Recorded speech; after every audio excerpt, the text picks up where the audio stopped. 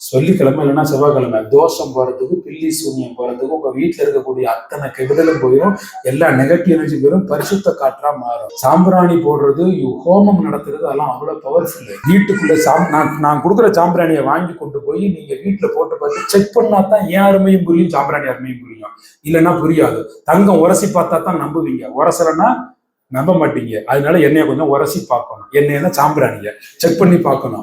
வீட்டுல போய் சாம்பிராணி போட்டுட்டு, அதுவும் மாவிறகு, வேப்ப விறகு, ஆழ விறகு, இதுல ஏதாவது ஒரு விறகை எடுத்து அதுல கங்கு உருவாக்கணும், நெருப்பு உருவாக்கணும்.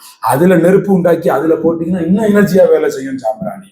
வேற விறகு இருந்தா வச்சுக்கோங்க, இல்ல வேற ஏதாவது ரூபத்திலோட போடுங்க. ஆனா நான் சொன்ன ஆழ விறகு, மாவிறகு, வேப்ப மரக்கட்டை, வேப்ப விறகு, அதுவும் மரத்துல இருந்து காஞ்சு கீழே விழுகும் பாருங்க விறகு, அதுல நீங்க போட்டீங்கன்னா ரொம்ப அருமையா இருக்கும். வீடே கோயிலாக மாறும். சாம்பிராணியை போட்டு வீடு ஃபுல்லா போடணும். வீடு ஃபயர் ஆயிடுச்சுங்கிற அளவுக்கு புகை இருக்கணும். கதவெல்லாம் சாத்திட்டு புகை போடணும். வீட்டுல இருக்கக்கூடிய இல்லத்தரசி தான் புகை போடணும். எல்லாரையும் அரை மணி நேரம் வீட்டை விட்டு வெளியில அனுப்பிடணும். போய் நிக்கணும். இந்த சோறு வரமா நின்று அப்படி இழுத்து பார்க்கணும். சாம்பிராணி வாசம் வருது, சூப்பர், வெரி குட். ஒரு அடி தள்ளி பாருங்க, இழுத்து பாருங்க, சாம்பிராணி அங்கதான் இருக்கும், சாம்பிராணி வாசம் வரும். இப்படி ஒரு அடியா நடந்து பாருங்க. ஏதாவது 4-5 இடத்துல சாம்பிராணி புகை இருக்கும், ஆனா வாசம் வராது. வாசம் வராது. அங்க என்ன இருக்குன்னா நெகட்டிவ் எனர்ஜி இருக்கு.